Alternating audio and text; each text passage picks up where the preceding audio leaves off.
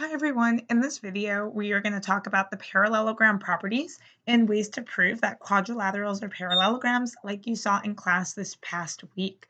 So the first question we have here is ABCD a parallelogram? Why or why not? So if we take a look over here, we have that one pair of opposite sides is congruent. So that on its own is not enough to show that ABCD is a parallelogram because remember that one property of a parallelogram is that both pairs of opposite sides are congruent, not just one pair of opposite sides. So since I know that these two opposite sides are congruent, I can set them equal to each other. So I can find x, and then I can see if the other two sides are also congruent, which would make it a parallelogram. Adding 2 to both sides and subtracting 2x from both sides, I have x is equal to 12. Now, if I plug in, 12 times 2 is 24, minus 4 is 20. 12 plus 7 is 19. So no, ABCD is not a parallelogram because both pairs of opposite sides are not congruent. Remember, it's not just one pair of opposite sides, it's both pairs of opposite sides congruent to be a parallelogram. How about in this example? Can we prove PQSR is a parallelogram? The answer is not just with the information we have here. Just like in the last example, with the only one pair of opposite sides being congruent, here we only have one pair of opposite angles being congruent to each other. These two angles are both 100, but we don't know what the other pair of opposite angles are. We don't know if they are congruent to each other. We don't know that for sure. That's not told to us. If angle R and angle Q were also congruent, then we would know this is a parallelogram because then both pairs of opposite angles would be congruent. And in fact, if we did know this is a parallelogram, then we would also know that the consecutive angles are supplementary. So that's an interesting fact as well. But right now, with just the information that we have here, we don't have enough to conclude that we have a parallelogram. So here's a reminder of our properties of parallelograms, which are also our ways to prove that we have a parallelogram. So if both pairs of opposite sides are parallel, then the quadrilateral is a parallelogram because parallelograms have two pairs of parallel opposite sides. And I'll draw you a picture as well. Parallelogram has both pairs of opposite sides parallel. If both pairs of opposite sides are congruent, then the quadrilateral is a parallelogram. So let me draw you a picture. If both pairs of opposite sides are congruent, then we have a parallelogram. And we know that that's a property of parallelograms, that both pairs of opposite sides are congruent. Then we have if both pairs of opposite angles are congruent, our quadrilateral is a parallelogram. And next, if the diagonals bisect each other, then the quadrilateral is a parallelogram. So if you know that you have a parallelogram, you know that these 5 things are true. And if you want to prove that you have a parallelogram, all you have to do is prove just one of these properties. You don't have to prove them all. That would be a whole lot. You just need to prove one to know for sure that you are dealing with a parallelogram. Let's take a look at this example over here. So we are given that AB is congruent to DC, and we are given that AB is also parallel to DC. And we want to prove that ABCD is a parallelogram. So remember, our given information is there for a reason. We have parallel sides, so I'm going to highlight my parallel lines and the transversal that intersects them. And I can see my congruent alternate interior angles that are formed in the corners of the letter Z inside the parallel lines on different sides of the transversal. And I also see the shared side of triangle ADB and triangle BCD. BD is congruent to itself by the reflexive property. So now I know that these two triangles making up this quadrilateral, that these two triangles ADB and CDB are congruent, and they are congruent by side, angle, side, side, angle, side. And once we know that the two triangles are congruent, well, we can say side AD, which is a side of this triangle, is congruent to side BC, which is a side of the bottom triangle, due to CPCTC. If we already proved these two triangles congruent, we know that their corresponding sides are also congruent from CPCTC. I'm going to take a second and write up this proof because now we know that ABCD is a parallelogram. We have shown that both pairs of opposite sides are congruent, and that's one of our methods of proving that we have a parallelogram. I'm going to take a second and write up the proof. Feel free to pause the video at this point if you'd like to try to write it up yourself. So here we have the proof, and notice that at the end we ultimately prove that ABCD is a parallelogram because if both pairs of opposite sides are congruent, then the quadrilateral is a parallelogram. So what we have shown here is that if we start with the information that just one pair of sides, here it was A, B, and DC, are both congruent and parallel, that's enough to prove that we have a parallelogram. So let's go back to our list of methods from before, and we can add this one over here. Let me put it over here. That would really be what would that be? Number 6. How many do I have before? The numbers are all jumbled up. 1, 2, 3, 4, number 5. If one pair of opposite sides, are both congruent and parallel, the quadrilateral is a parallelogram. And I can draw a picture of that right over here as well. If one pair of opposite sides is both congruent and parallel, we know that we have a parallelogram. Okay, moving along. So let's take a look at the next proof example. So we know that angle 1 is congruent to angle 2, and we know that WZ is parallel to XY. We need to prove that XYZW is a parallelogram. Take a second to pause the video if you need some time to think about it. But I want to pay special attention to what we already have and what we can get. So we already know that one pair of opposite sides here, WZ and XY, is parallel. So it would be really great for us, since we're trying to show that we have a parallelogram, if we could show that the other pair of opposite sides are parallel, or if we could show that the same pair of opposite sides is congruent. Because remember, congruent and parallel does make a parallelogram.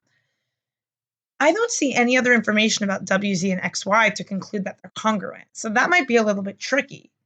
I could possibly prove that with CPCTC if I were to prove the triangle's congruent. But there's an easier way. Since we have information about angle 1 and angle 2, let's think about what kind of angles angle 1 and angle 2 are. Notice how they are formed by lines W, X, and ZY and the transversal that intersects them. And notice how we have our letter Z inside the lines on different sides of the transversal. Those are alternate interior angles. And guess what? If alternate interior angles are congruent like they are here, that means that the lines forming them are parallel. And guess what? If both pairs of opposite sides are parallel, that means the quadrilateral XYZW is a parallelogram. So we actually are done with our proof. I'm going to take a second and write it up. Pause the video so you can write it up as well, and then check your answer. So this was actually only a 3-step proof. So take a second and pause the video so that you can read through it and see if you had the same thing.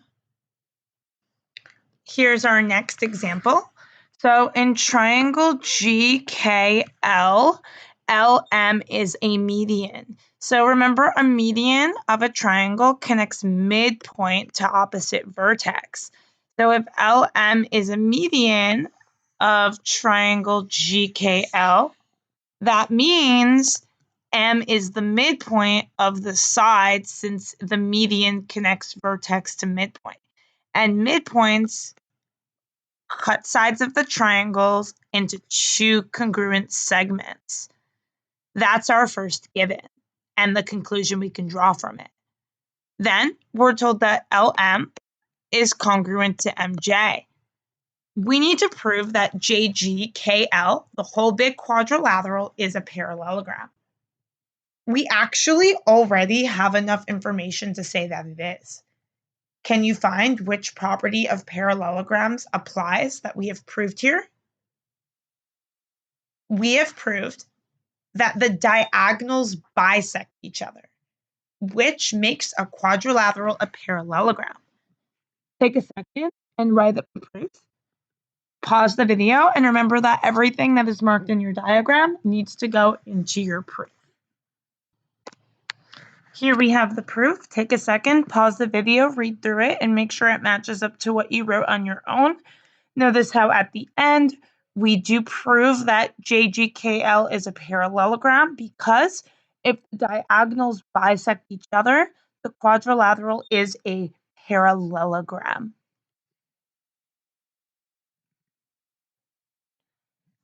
Take a second and try to write down why each quadrilateral is a parallelogram. Pause the video so you can do that. In part A, the quadrilateral is a parallelogram because both pairs of opposite angles are congruent. In B, the quadrilateral is a parallelogram because one pair of opposite sides is both congruent and parallel. In C, the quadrilateral is a parallelogram because both pairs of opposite sides are congruent. And in part D, the quadrilateral is a parallelogram because the diagonals bisect each other. Here we have some numerical examples. So let's assume that in each of these examples, the given is that we have a parallelogram. So that way we can use all of the properties that we know about parallelograms. So in the first example, since quadrilateral is a parallelogram, I know that the opposite sides are congruent to each other. So if RS is 6, UT also has to be 6. If RU is 9, SU also has to be 9. Looking at the angles, I know that opposite angles are congruent. So if this angle is 80, the one across from it also needs to be 80 degrees. And I also know that in a parallelogram, any two consecutive angles, so any two angles right next to each other, are supplementary. So this angle and this angle, they're one right after each other. They're consecutive angles, so they are supplementary. So 180 minus 80 is 100 degrees. And then because opposite angles are congruent in a parallelogram, angle T should also be 100 degrees. Moving on to the second example, we know that in a parallelogram, the diagonals bisect each other. So I know that this diagonal is being cut in half equally, and this diagonal is being cut into two congruent parts. So I can set up an equation to find x, and then an equation to find y. So to find x, I know that 18 is equal to 2x plus 8.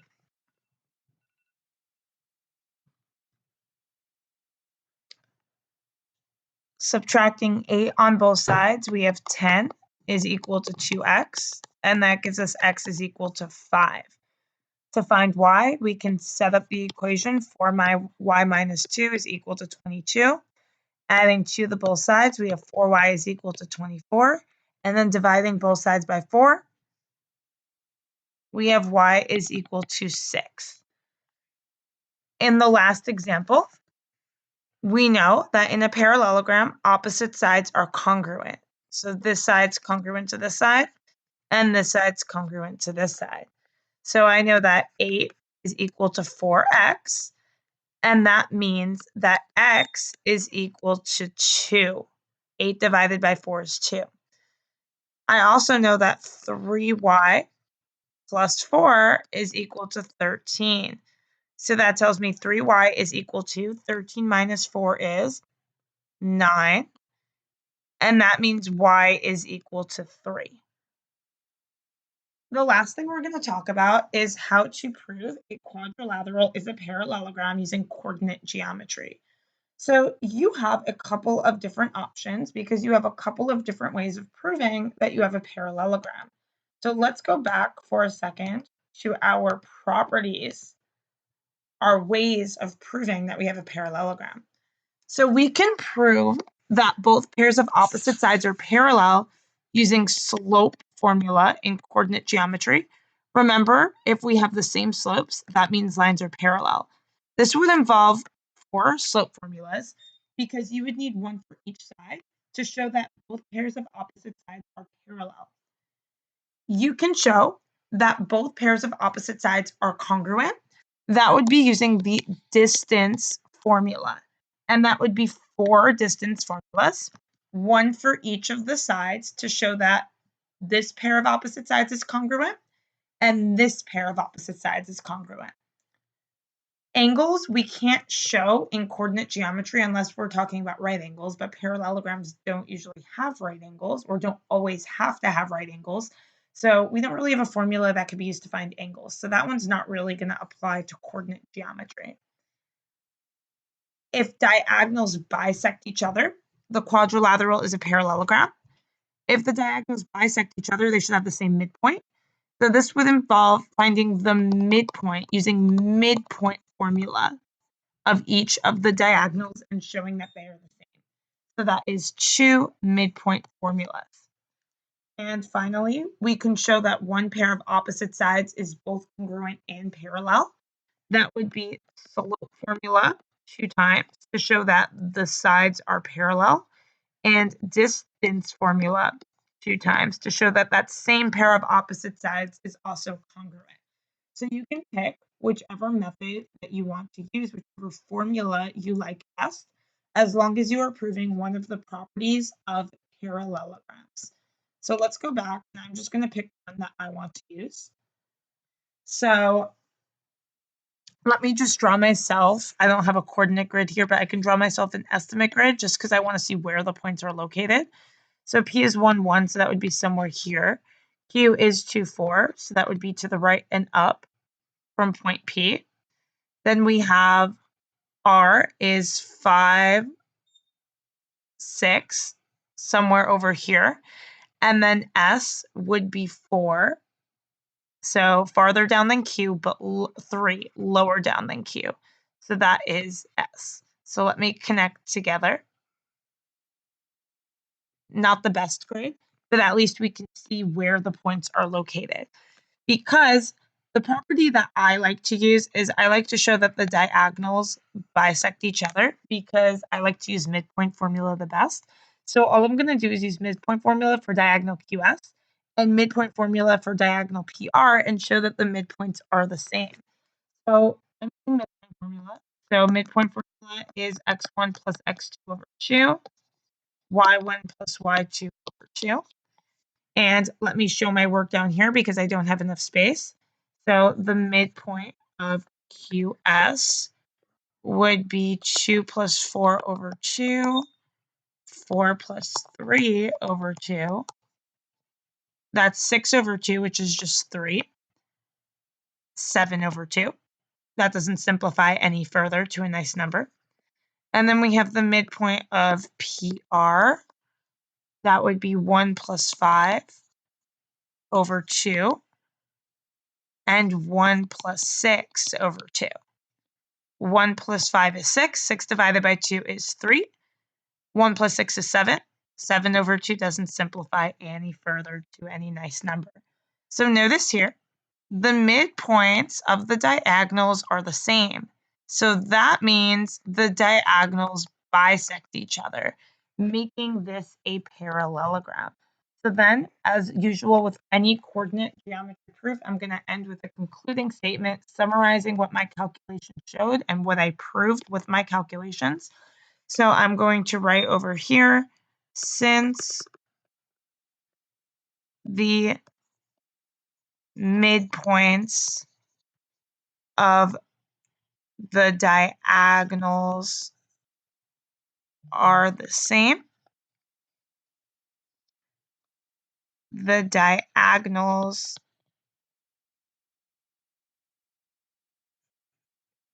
bisect each other,